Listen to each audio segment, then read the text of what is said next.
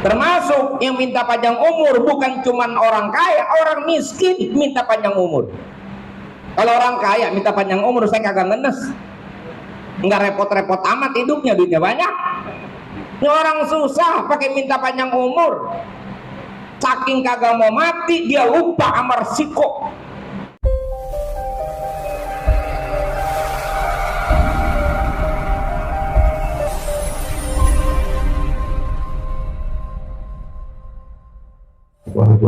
Alhamdulillah nahmaduhu wa nusalli wa nusallimu ala rasulihil karim hamidan wa musalliyan wa musalliman hadratil mukarramin wal muhtaramin, para alim ulama, para asatid, para guru, para orang tua, para tokoh masyarakat, bil khusus sahibul hajah beserta seluruh keluarga besar Asy-Syarifiyah,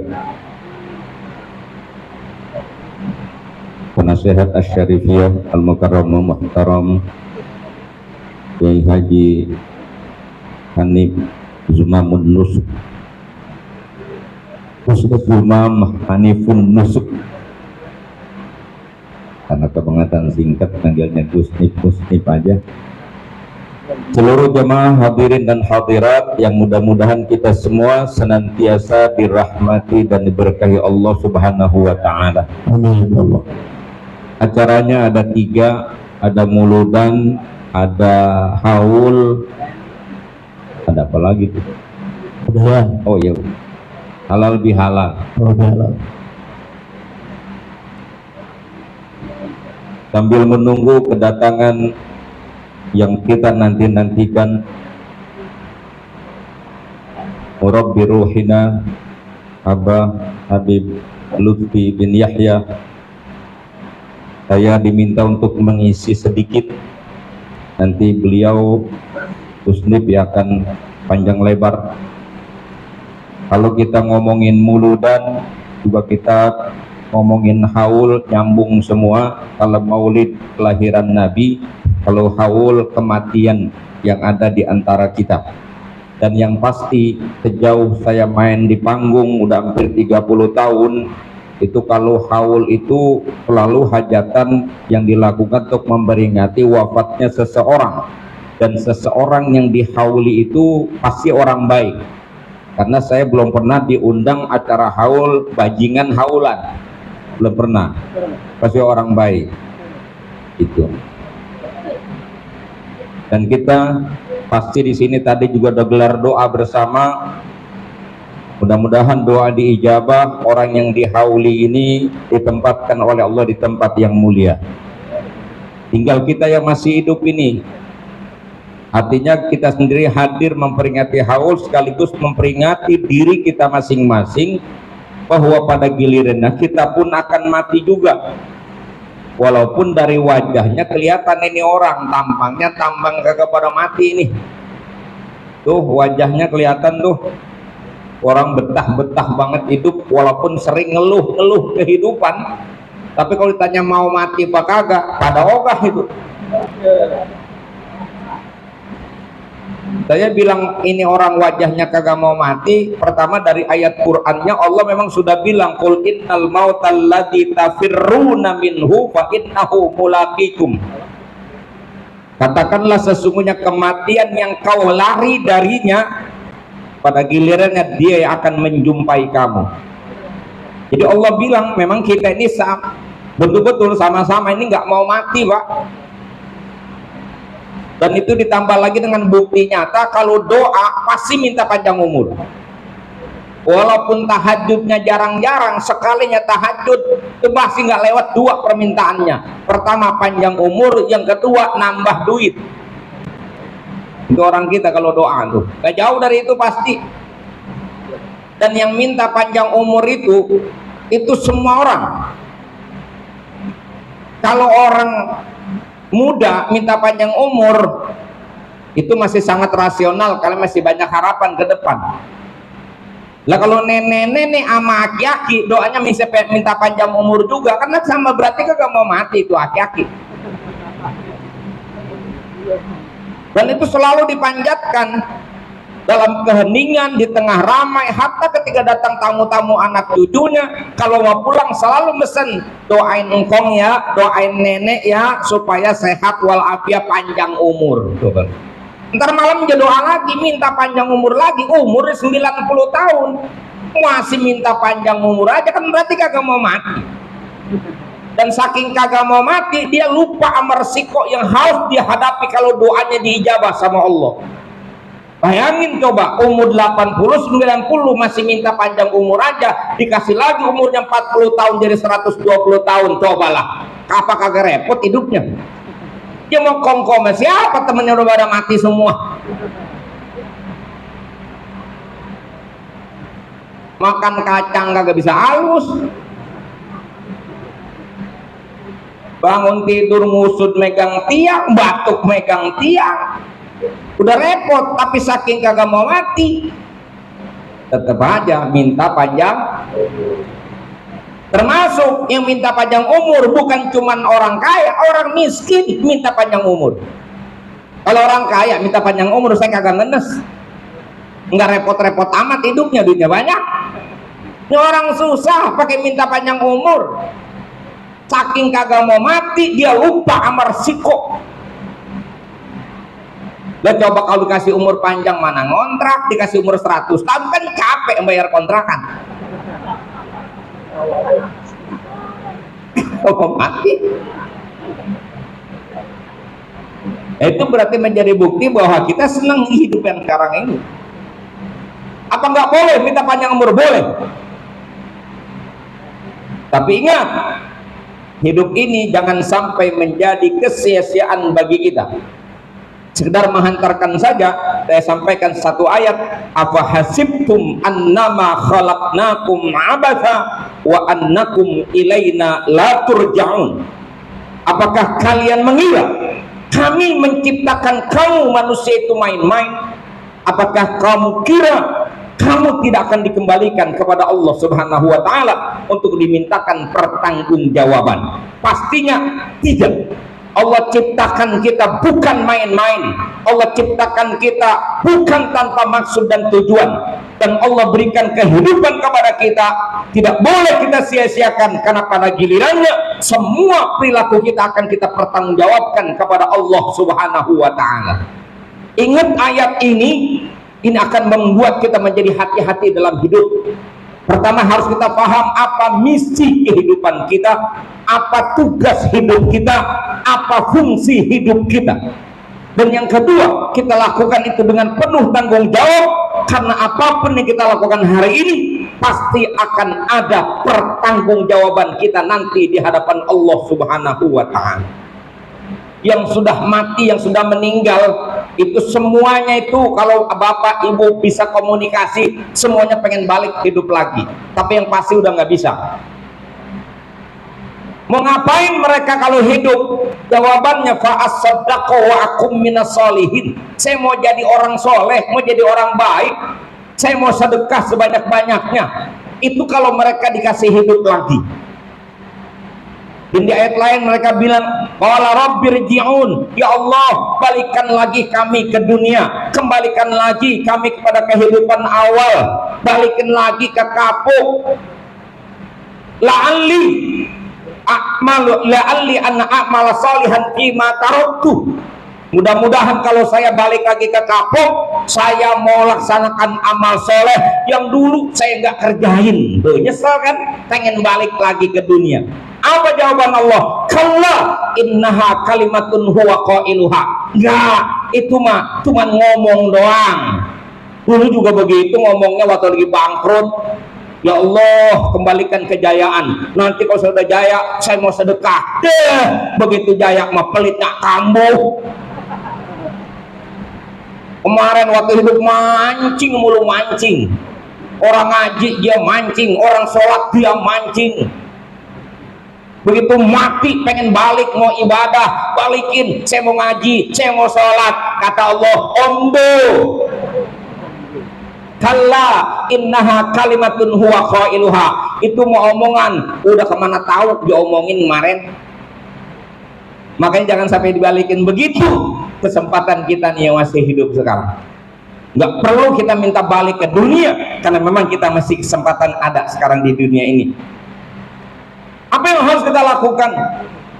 Kalau Bapak lihat potongan ceramah saya yang sempat viral itu, cuman 2 yang paling bagus kita lakukan dan harus kita fokus lakukan. Yang pertama, kepada Allah kita taat, kepada manusia hidup kita bermanfaat. Selesai itu barang.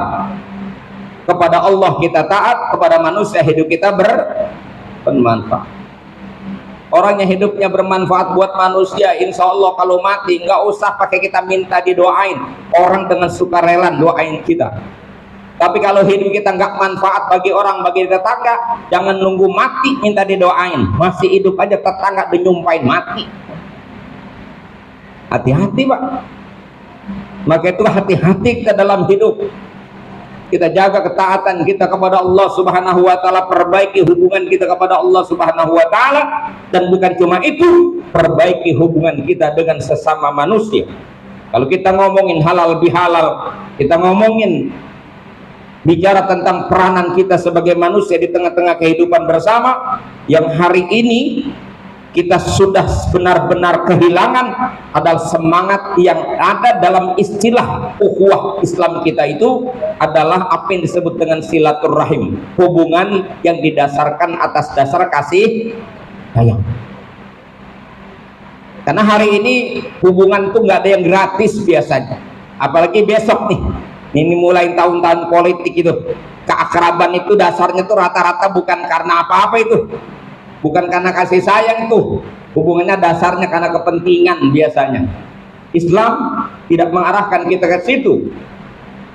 Kebaikan kita dengan sesama manusia harus didasarkan atas dasar kasih sayang, atas dasar cinta kasih.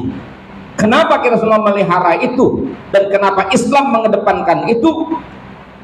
Yang pasti Nabi kita Muhammad sallallahu alaihi wasallam disebut dengan Nabiur Rahmah, Nabi yang penuh cinta kasih, dan tipikal ajaran Nabi atau karakter Islam yang Nabi bawa adalah Islam yang rahmatan lil alamin. Beragama, berislam itu menebarkan kasih sayang di antara kita, bukan dengan alasan agama kita memperjualkan emosi dan kebencian, memprovokasi dan sebagainya, tapi kita membangkitkan cinta kasih di antara kita. Pertanyaannya, kenapa kita membangun cinta kasih di antara kita? Karena Tuhan kita yang paling akrab, asma'nya Allah di antara 99 asma Allah, yang paling sering terucap dan terulang dalam hidup kita adalah Ar-Rahman Ar-Rahim. Kita mau makan aja Bismillahirrahmanirrahim. Kalau kita mau mulai majlis taklim itu ada hadis namanya musalsal bil awwaliyah yang bunyinya irhamu man fil ard yarhamkum man fis sama. Dan yang kedua, ini karakter Islam. Dasar hubungan yang dibangun oleh Islam itu dasarnya kasih sayang, bukan kepentingan. Karena kalau urusannya kepentingan, itu Masya Allah, orang masing-masing merasa berkepentingan, tapi dia tidak pernah berusaha mementingkan orang lain. Kalau merasa berkepentingan itu biasanya kalaupun dia baik, itu pengen dibaikin lebih dari apa yang dia baik. Ya kayak caleg dah gitu. Caleg itu kalau bagi apa-apa kan pengen dibalas dengan lebih besar, maksudnya coblos gua kan begitu. Boleh, ya boleh tuh pemilu. Kan Bapak sendiri yang bilang, gua mah kalau nggak dibagi gogah tuh namanya. Itu berarti dasarnya bukan cinta kasih. Yang diajarkan Islam itu cinta kasih. Kenapa mesti bercinta kasih? Ini fakta yang saya mau tunjukkan. Karena kita semua yang ada di sini tidak bisa hidup sendirian. Kita butuh peranan orang lain. Tidak ada seorang pun yang bisa hidup di dunia ini sendirian. Pastikan itu. Maka kita bisa merajut dan menjalin hubungan dengan siapapun. Dan hubungan yang berefek positif adalah hubungan yang didasarkan atas semangat cinta kasih, bukan semangat kepentingan. Nggak langgeng kalau urusannya berdasarkan kepentingan. Ahlan wa sahlan. Ibrahim. Waalaikumsalam warahmatullahi wabarakatuh.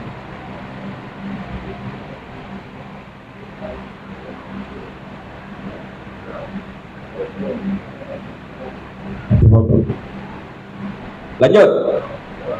Nih, laki-laki seberapapun gagahnya, gak akan jaya kalau gak ada perempuan. Betul? Emang yang enakin siapa coba? Kan perempuan. Maka nggak boleh kita mengecilkan peranan perempuan. Biar begitu-begitu, itu yang bikin hidup jadi semangat. Betul? Jadi tidak boleh laki-laki sewenang-wenang sama perempuan, karena kita butuh perempuan dan kita lahir juga dari seorang perempuan. Perempuan juga sama. Jangan mentang-mentang udah kesetaraan gender lalu merasa paling hebat dan nggak butuh laki-laki. Nggak bisa. Sampai kapanpun perempuan butuh perlindungan dan kasih sayang laki-laki. Hidup manusia itu dari jenisnya, dari aspek perilaku kita, kedudukan dan jabatan, siapapun kita. Kita butuh pejabat, pejabat butuh kita, saling membutuhkan.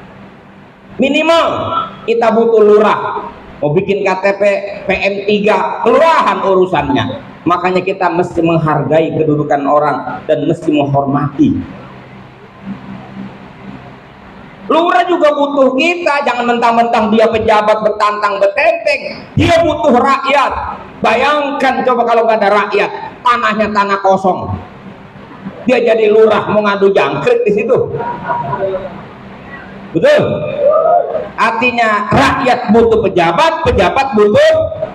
Ini panjang nih kalau boleh dikembangin. Ini mah ceramah kayak orang di udah kucingin saya. Lo emang datang kemari bukan mau ceramah. Itu baru tuh urusannya sampai di situ. Belum lagi ngomongin manusia nih, kita orang miskin sama orang kaya suka keles, padahal itu saling membutuhkan. Yang butuh itu bukan cuma orang miskin butuh orang kaya. Orang kaya betapapun dia kaya, dia pasti butuh orang miskin. Orang kaya bisa bangun rumah 2 lantai, tapi bagaimanapun dia mesti melihat fakta bahwa rumah 2 lantai itu di dalamnya ada tangan-tangan orang miskin. Dia ngaduk semen siapa kemarin? Yang bawain batu bata siapa kemarin? Dia boleh menikmati kemewahan rumahnya, tapi dia mesti sadar bahwa rumah itu jadi karena ada orang-orang susah yang siap bekerja untuk dia. Maka orang kaya gak boleh sombong sama orang miskin, dan orang miskin gak boleh sewot ngeliat orang kaya. Bener. Nih potongan begini kan, ini orang kota namanya nih, orang kota nih. Nih orang kota nih, jangan mentang-mentang tinggal di kota, pulang kampung pakai kacamata hitam orang ditabrak semua. Dibang tinggal di kapuk aja belagu pulang kampung. Orang kota betapa bukannya peradabannya lebih tinggi, dia butuh orang kampung. Kenapa? Orang kota dia bekerja, jual jasa, menghasilkan uang. Tapi orang kota nggak bisa hidup makan uang. Dia tetap butuh beras, dia tetap butuh sayuran. Di mana beras ditanam, di mana sayuran ditanam? Di kampung-kampung, di desa itu ditanam. Di Jakarta mau nanam padi di mana? Tanahnya di aspal semua.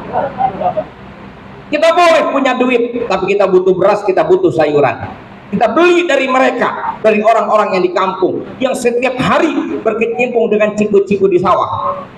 Kita beli jasa mereka, kita beli sayuran mereka, kita beli beras mereka.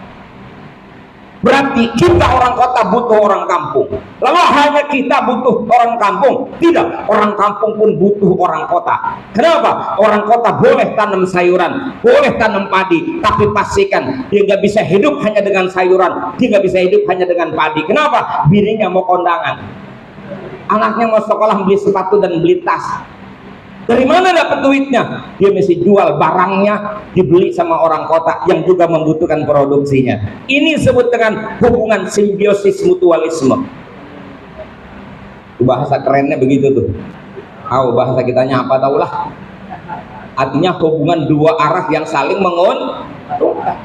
Orang sakit sama orang sehat, Kelihatannya saja hanya orang sakit yang butuh orang sehat. Dalam hal ini orang sakit butuh dokter, orang sakit butuh tukang obat. Nyata kelihatan. Tapi siapa yang bisa pungkiri kalau dokter dan tukang obat butuh orang sakit? Dari mana dokter punya duit kalau nggak ada orang sakit? Dari mana tukang obat dagangnya nggak laku kalau nggak ada orang sakit? Itu artinya orang sakit butuh dokter, orang sakit butuh tukang obat. Sebaliknya, dokter dan tukang obat butuh orang sakit. Makanya kalau penyakit lagi banyak, kata saya, ini doa dokter lagi diijabah. Tidak sampai di situ. Orang hidup sama orang mati masih ada interaksi, saling membutuhkan. Orang mati gak bisa mandi, mesti dimandiin. Gak bisa pakai baju, mesti dikafanin. Gak bisa jalan ke kubur, mesti digotongin. Gak bisa gali kubur, mesti digali. Gak bisa turun kalau bang kubur, mesti dimasukin. Itu yang mandiin, yang kafanin, yang gotongin, yang galiin kubur, yang masukin ke kubur. Saya pastikan itu orang hidup. Betul? Hidup itu. Itu artinya orang mati butuh orang hidup. Lalu apakah hanya orang mati yang butuh orang hidup? Tidak. Ternyata ada banyak orang hidup yang butuh orang mati. Minimal tukang kain kafan sangat butuh orang mati. Bapak boleh menangis ketika orang tuanya meninggal. Saudara boleh mati ketika saudara kita wafat. Tapi untuk tukang kain kafan itu berkah tersendiri. Semakin banyak yang mati, semakin gede untungnya. Belum lagi tukang gali kubur, itu sangat-sangat bergantung dengan orang mati. Bayangkan kalau satu hari kagak ada yang mati, nganggur dia. Dan Bapak boleh bayangin, tukang gali kubur, tukang kain kafan, dokter, tukang obat, kalau dia bangun sholat tahajud jam 3 malam, lalu dia sholat, habis sholat dia doa, minta kepada Allah, ya Allah tambahkan rizkiku. Coba pikir alus-alus. Kalau yang bilang ya Allah rizki kemarin kurang ya Allah, kalau bisa ditambahin, itu yang doa begitu tukang kain kafan. Maksudnya kalau bisa kemarin mati 3, kalau bisa besok 5 gitu. Maka itu apalagi alasan hidup kita ini egois, mementingkan diri sendiri, padahal kita hidup kita butuh orang lain. Ini baju yang saya pakai, ada berapa ribu tangan yang nyangkut di baju saya itu. Sama sekali nggak ada alasan kita hidup ini egois, mementingkan diri sendiri, mementingkan kelompok sendiri, membesarkan kelompok sendiri tanpa pernah peduli dengan orang lain. Islam tidak mengajarkan itu. Islam mengajarkan kita, ya ayyuhan nas, inna khalaqnakum min dzakari wa untha wa ja'alnakum syu'uban wa qabaila lita'arafu. Kalimat lita'arafin sebuah keniscayaan bahwa kita hidup mesti bergaul, berkolaborasi, bekerja sama dengan siapapun, dimulai dari saling mengenal, lalu kita bisa berinteraksi dengan baik. Maka kemudian ayat itu ditutup, inna akramakum indallahi atqakum. Yang paling mulia di antara kamu adalah orang yang paling bertakwa. Yang paling bertakwa bukan berarti yang paling hitam jidatnya, bukan yang paling panjang jilbabnya, bukan yang paling tinggi cingkrangnya, bukan yang paling panjang jenggotnya, tapi yang paling takwa adalah orang yang paling taat kepada Allah, bermanfaat buat manusia. Jelas? Sudah jelas, terima kasih, mohon maaf. Wassalamualaikum warahmatullahi wabarakatuh. Waalaikumsalam warahmatullahi wabarakatuh. Subhanallah.